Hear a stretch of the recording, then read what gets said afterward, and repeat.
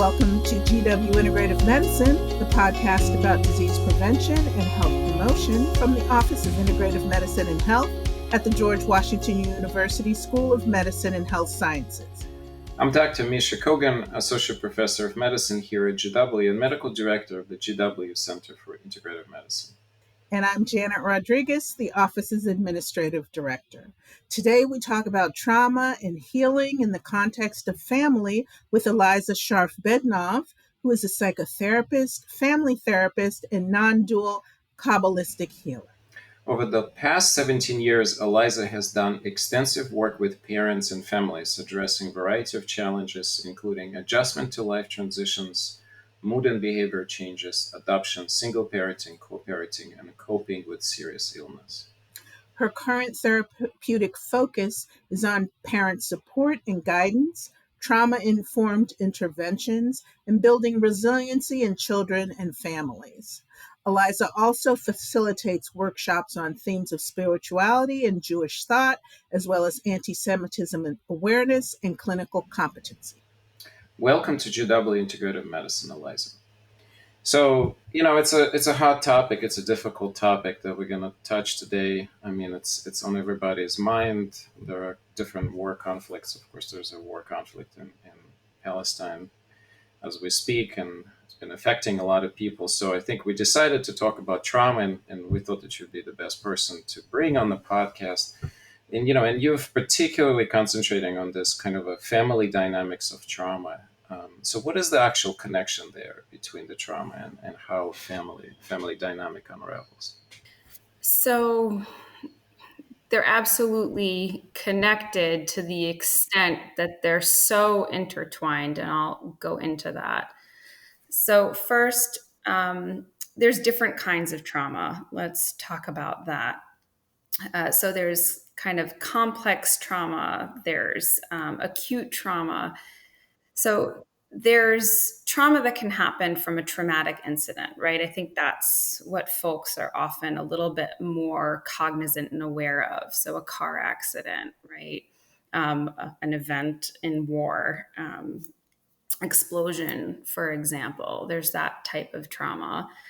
Then there's also relational trauma, where from a young age, generally speaking, from a young age, a child's needs were not met. So in the case of neglect, for example, or of course can include perpetual emotional or physical abuse, okay? So when we talk about trauma in context of family dynamics, a family dynamic can be the origin of trauma. So we want to keep that in mind. And healing will very much involve, a recognition of that and creating new therapeutic healing relational experiences, okay? So trauma always happens in some kind of context. In terms of traumatic events, what's really interesting and we understand in terms of healing, for example, war veterans who come from more of a childhood trauma background will not heal as well and actually aren't as resilient to post-traumatic stress as folks who have had more secure attachments in their childhood and non-traumatic childhoods. So they're deeply enmeshed and intertwined, really.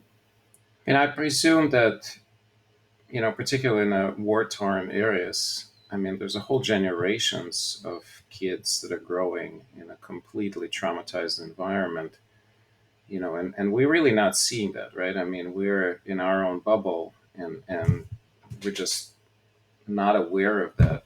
Do you have any comments on that? I mean, I think you're probably one of few people who actually do have regular interactions with families like this, because, you see people who are from Israel or from that region.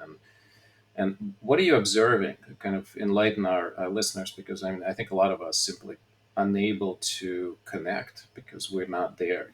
We're not able to appreciate the extent and sort of the consequences. Okay. So that's a great question. I want to start by really locating myself. I'm very committed to transparency of who I am, what my experience is, what my lens is, so that folks can really understand from which position and location that are really speaking from. So I am Israeli American. So I've lived in Israel. I have very personal connections. I'm actually from southern Israel. So this has been very close to home on a personal level, just in terms of my own history. And of course, because of that, so I do have referrals, right? So I've been seeing some folks who were very directly personally impacted on October 7th in particular, and since through evacuations, traumatic loss, all of that kind of thing. So I speak very much from that lens and experience. I understand there's profound trauma all around. I would never deny that. I can't speak to anything beyond my personal experience. Okay. So, in terms of the trauma, what we're really seeing, and it does go back to that principle of kind of what was prior to the traumatic event. We're talking traumatic events. So, we've seen tremendous, on both sides, we've seen examples of tremendous resilience of families, and I've been able to access some tremendous healing capacity within families that have been through horrific events. And we've also seen the real breakdown of anything that was vulnerable prior to the traumatic event. So increased divorce, right? And I'm talking to some social workers on the ground and things, and just increased family distress and breakdown also as a result. Anything that was fragile before is just shattered open. That's really what trauma is in the first place, is the shattering. So from just that human relational standpoint, to understand some of those, it's a combination of a resiliency model, and I really want that to be emphasized. Okay, we understand where there's resiliency, when there's strong bonding and connection, which goes beyond the family. The family exists within the context of a community, and that feels really important. The communities, in particular, the Israeli communities that were destroyed on the Gaza border, were communities with very strong community identity. And I've spoken, to folks who were on the ground in there. So tremendous trauma, also some really incredible survival post-trauma.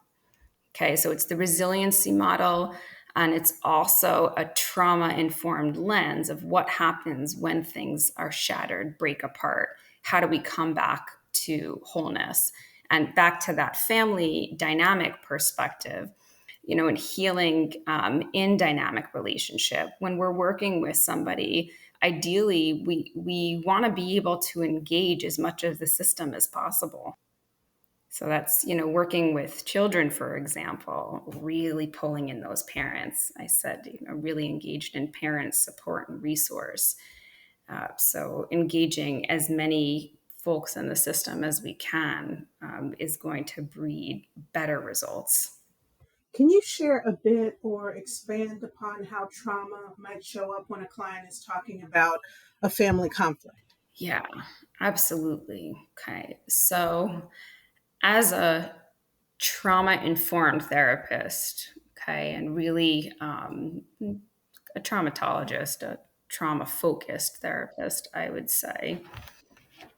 In many ways, I feel like all paths lead to trauma in some way. So somebody shows up, right? And typically, folks come in because there's something that they're experiencing in a very kind of acute way in the present moment. It's very distressing, right? So it can be anything from, spousal conflict. I obviously support couples and do the couples work. Parent-child conflict. Okay, so my kid's driving me crazy. I don't have tools. I don't know how to manage this behavior. I'm a mom too, so I know what that can feel like too. So when we get into it, because the trauma response, let's remember, it's a response in the nervous system. It's not some abstract thing. We feel it. We're very activated. Okay. So, why are we feeling such deep levels of distress, right? In this conflict? Some of it might even be incongruent, meaning the issue is over, where are we going to sign our kid up for summer camp? Okay. And a couple, this happens, right? A couple might be go spinning into all this conflict around it. Like, why, right? When you get into it, you can come back to it might be an actual traumatic event or dynamic trauma in the system. So, one or both, it often can happen with both members of that couple, may have experienced extreme, even up to violence, okay, extreme distress that the parents had when making decisions, right? That might go back to real economic constraints, different things managing chronic or even terminal illness. So when we get into, okay, what's kind of informing this response in the nervous system, we often come back to an origin of trauma. And actually, diagnostically, and I'm not a huge fan of a lot of mental health diagnostic constructs, so I want that to also be known. But diagnostically, something might be showing up as, more of a mood disorder, for example. When we really get into it, it's trauma. It's a diagnosis of complex trauma, often. So that's an example. Those are some examples I can bring to the table. Well, Eliza, you're also a certified integrative mental health practitioner. I mean, after all, this is an integrative medicine podcast, and so you have a lot of focus on lifestyle and nutritional interventions to treat trauma. Can you talk a little bit how that sort of fits into broader work of the family dynamics in your work? Yes. So it always comes up, inevitably. It really does. So, think about anybody implementing a change, right? And in the integrative health world, integrative mental health world, we're talking about changes, like pretty major changes. So, diet and exercise are big ones. Sometimes there's a shift, uh, integrating maybe more supplements, maybe less medications, that kind of thing. And what we understand from more systems perspective and systems theory is that systems, so think about a family systems, are designed to maintain homeostasis. They have a way of running, and they're designed from some kind of like an adaptive perspective, right? Evolutionarily, I guess, to maintain the status quo, even when it's not functioning optimally, right? Even when we've got somebody who's symptomatic, okay, who's experiencing physical illness, mental distress. So understanding there's a tendency to resist change in the first place, identifying that as part of the process can be tremendously helpful. And then how do we move through that? Not just, yep, that's how it goes, right? How do we kind of move past that? So there's a real, there's support involved. You're not alone in doing this change. And often there's engagement of other members of the system.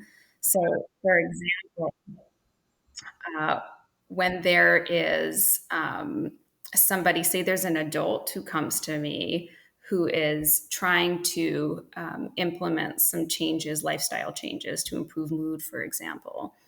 And that involves dietary changes. So that might mean this person who has not been the primary person to prepare food in the household suddenly wants to do that. And then, oh my gosh, that takes away somebody else's role. And there's a resistance to that. Okay. So, how do we identify that? Try to support the person whose role is being shifted right now to also support and empower them. Can they play this supportive role, right? Can they be a sous chef, for example, or help with some of the grocery shopping, right? Or we see sabotaging because, and it can go very deep. Say there's a partnership and one person does struggle with early imprinting of worthlessness, for example. Their partner starting to make all these self improvements can really activate that. How do we compassionately identify that and support that, support them through that? So, in a way, what's really kind of beautiful actually in this work is the resistance can also serve as some momentum for even further changes and deepening of the process. There's a principle in family therapy of like kind of rolling with the resistance, right?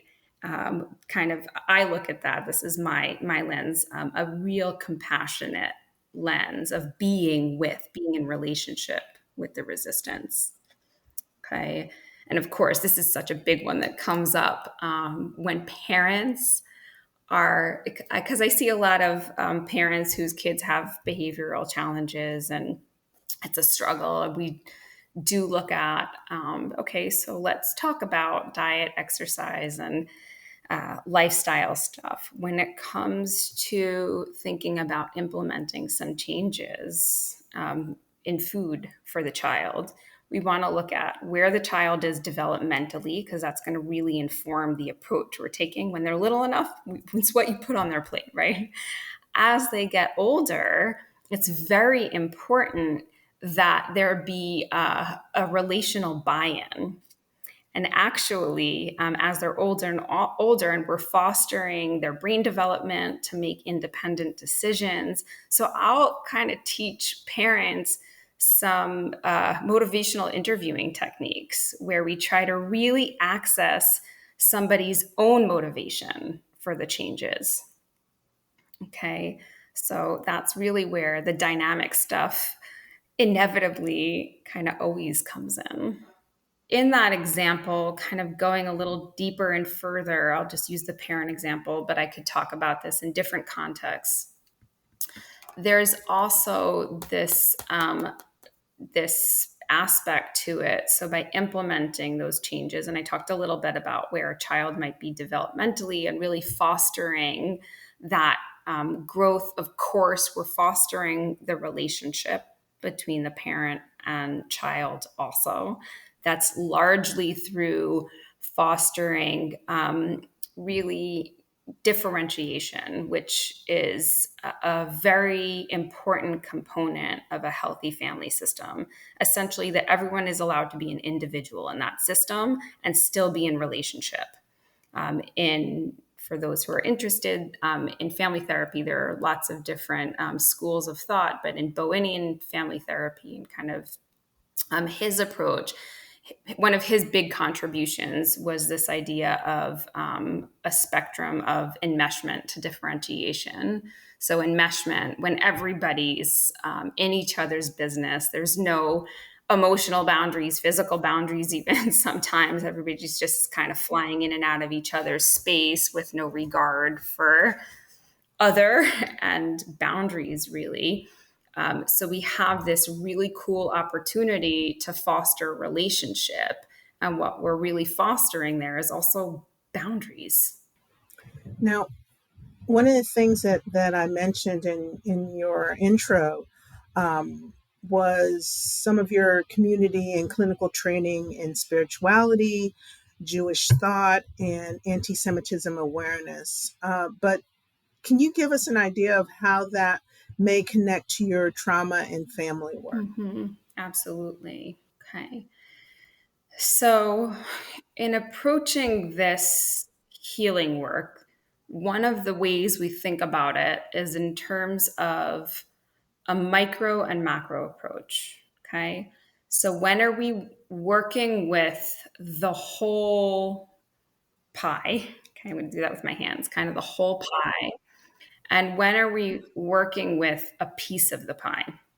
So, starting with the family individual, we're a little bit talking about the family as the whole pie and the individual as the piece. The truth is that it of course goes much broader and bigger than that, right? And we get into a macro principles. So all trauma exists within a context. And it's almost like when you throw a stone in the water and it ripples and there's just more and more and more. So the wider we go, the more we see in that regard. So trauma on the individual level exists within a family system, which exists within a community and society.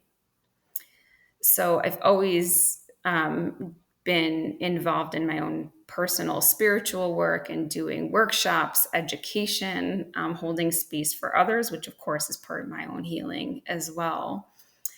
And I came to this point where this anti-Semitism, which is described often as a dormant virus, okay, because this is, you get into history of anti-Semitism, it's ancient, really.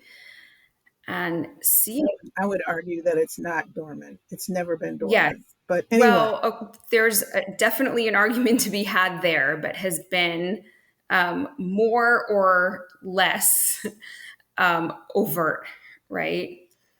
Right. Because there was, for a long time, we would talk about systemic anti Semitism with Jewish quotas, right? Where Jews were not allowed into institutions. Okay. So we're past that for the most part. But Well, you're talking about America. You're not talking about other places. The place where I grew up, it's not any different. Well, it got better, but not by much. So, I mean, I think you're 100% right. It's micro and macro, and those of us affected, we experience both levels all the time, right? absolutely. And on a side note, if we want to include this, so in one of the trainings that I do, I interview people from different locations in the world and their experiences with anti Semitism.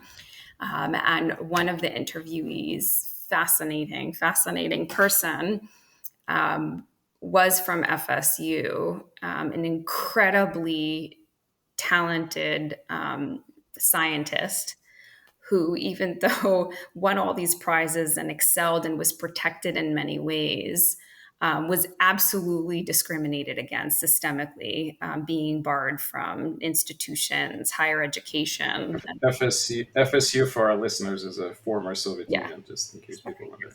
So that's all really present. And kind of coming back to that anti Semitism, I mean, right, seeing things like Jewish students being targeted and actually physically attacked, like it went, verbal attacks are obviously extremely jarring, upsetting, and traumatic, all the way to physical attacks. Jewish schools attacked, Places of worship. places of worship. Or in the case, I was just in Augusta, Georgia, and they have a Jewish museum next to City Hall. So, which I thought, oh, okay, Augusta, Georgia. And then I saw the graffiti, the defacing. Mm-hmm. So, Oh, I see these reports daily. There was an Anne Frank statue defaced with graffiti as well. And that's a very important thing that some people avoid. I definitely do not. There's been all of this talk about anti-Zionism, and is anti-Zionism anti-Semitism? And I want to invite folks into thinking about that and actually engaging with that a little bit more deeply. There has been absolute and undeniable connection there where Jewish people have been targeted throughout the world. Let's remember that, because of, say, an Israeli governmental policy. Okay. That's very blatant, right? There's also been these different, I'm going to call them like manipulations of terminology. The definition of Zionism is a right to Jewish self-determination. Okay, that's what Zionism is. And this has gotten thrown around, and there are a lot of nefarious actors at play here also, and we need to be aware. And I think one great symptom for us to pay attention to, where there's hate being spewed, there's a symptom right there. Let's get into the symptomatology. When there's hate being spewed, it's a symptom, okay? We can talk about this in family systems in terms of scapegoating. When a family comes in and this one is the problem, okay, and it's the vulnerable member of a system. Generally speaking, that's what scapegoating is. We know there's a problem in the system at large. Okay, it's like even a deflection, like don't look at me, look over there. So when we talk about trauma and trauma symptoms within a family, within a larger system, I would say, okay, world, why are we blaming the Jews here? That's what anti-Semitism is. That's taken on all different forms, right? Jews have been called communists, fascists, whatever form is kind of deemed as the undesirable that has been projected onto Jews. So I think it's a real important time to call ourselves to self-reflection. What are we missing here as a society? Well, I mean, I think what I'm seeing quite a lot of is, we're subjects to a lot of political manipulation all the time, right? And most of the time, we're just not really seeing or understanding what's undercurrent, and I think our duty as providers is, and I want to go back to that macro micro level because you triggered a lot of thinking when we were preparing for this podcast. You brought up this whole point of macro, and I realized that, as a clinicians, we don't do enough of it. I mean, we always work on a micro level we with our patients, but we can't really effectively do that if we at least not seriously going into macro level periodically, or at least if we're not learning our own internal biases at that macro level. Because otherwise, I think we're constantly at the mercy of sort of superficial way of not going that deep enough. And I think that the healing by default requires the depth. It requires to go far in. It requires to be ready for a patient to break down, open up, and re-experience and be there. And it's our own biases that we're not willing to go there. And I think it's very heavily politically motivated from above, and there are all kinds of, as you put out, players at stake, with their own agendas. And I think it's our duty to say, we're going to learn that and we're going to go beyond that. And we don't have to ignore it. We don't have to resist it, but we have to be aware of it. We have to pass through this and come on the other side and say, despite all this crap, we will be learning ourselves. We will be releasing our own traumas. We will be working on that macro level constantly so that we can help more people. And I just want to thank you for sort of opening this up for me, because it was very touching, because I kind of, it, it, it opened up internal way of looking and realizing, wait a second, I am often responding to certain triggers in my life, and there's a pattern there, and that's a trauma induced pattern, 100% certain, and I was like, wow, if I do it this way, and I'm just now paying attention because there is this opportunity, and it got flushed out, not because you talked to me as a patient, but because you positioned the question on a broader scheme. You position the question as, you can't just think of it this micro level, you have to go above.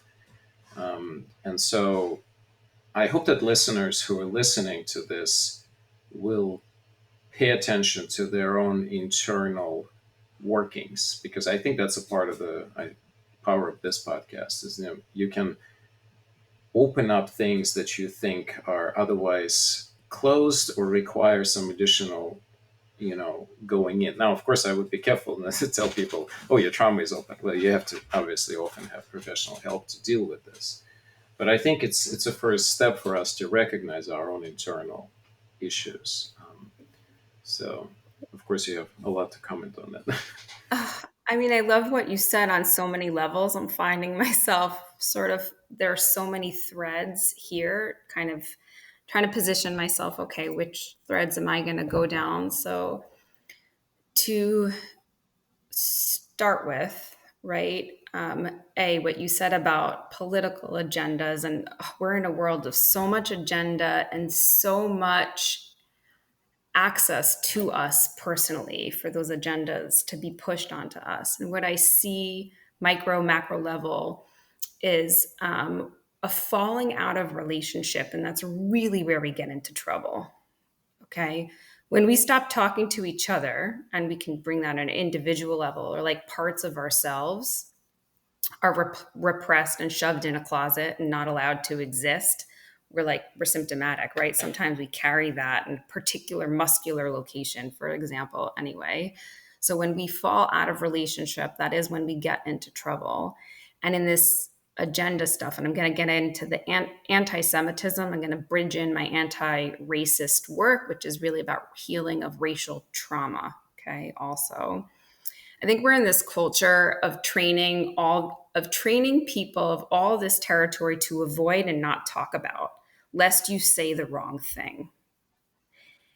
And I call BS on all that, because we want to be conscious of other, and of each other, right? We don't want to actively seek out to hurt anyone. Like, that's, of course. But what's happened is people have fallen out of talking in a real way. And when we talk in a real way, you know what? We're going to probably step on each other's toes a little bit. But when there's relational bandwidth, we can navigate through that together. That's a lot of my work in the anti-Semitism training, is working with clinicians to be able to identify and move through anti-Semitism when it presents in treatment in particular, whether perpetrated by clinician or client. We got to talk to each other. We got to be real with each other in a respectful way, in a paced way. Different people have different locations and capacities. I think that's so important.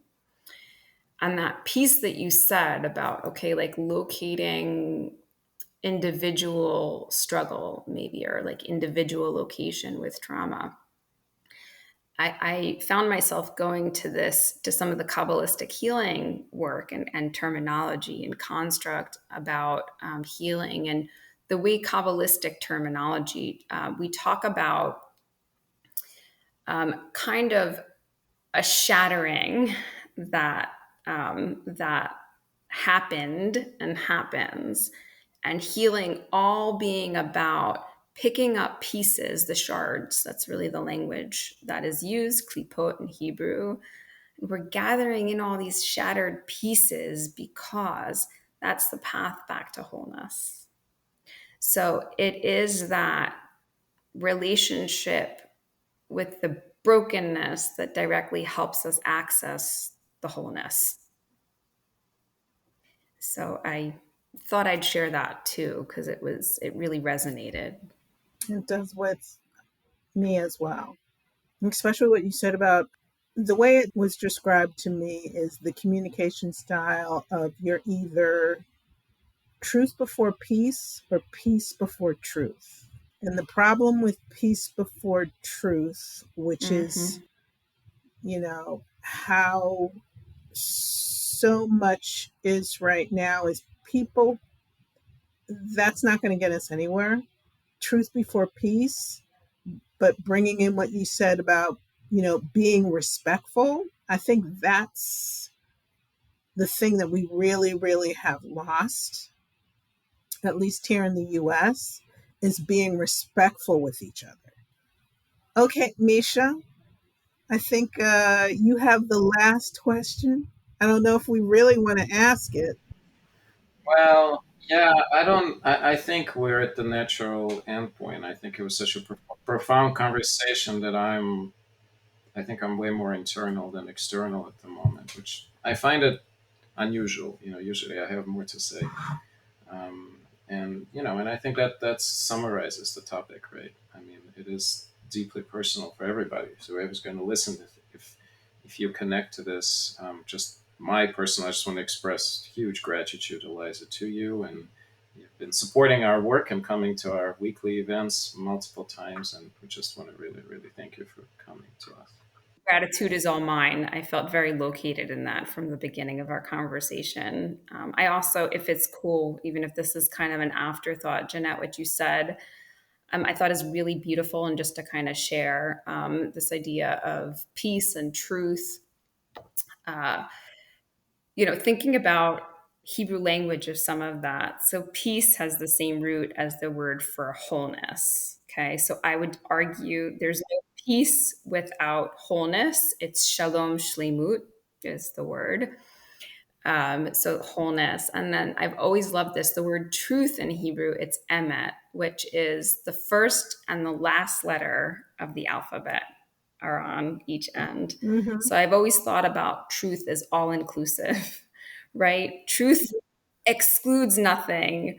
We want to include, and it's so much about that integrative stuff and the respect piece. I would say respect comes through a deep relational self. Yeah. Like the I is related to the you. That's where real respect comes in. None of that superficial kind of stuff. Like you could read a script, but there is not real respect there because there's not real location.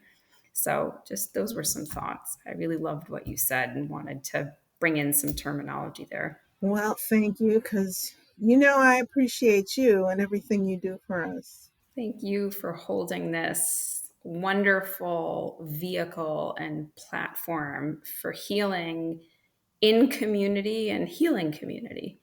So, for those of you who may not know, we're talking about something that Dr. Kogan and other folks started in 2020, right after, in March of 2020, right after we started COVID lockdown. And it's called the Mindfulness Experience.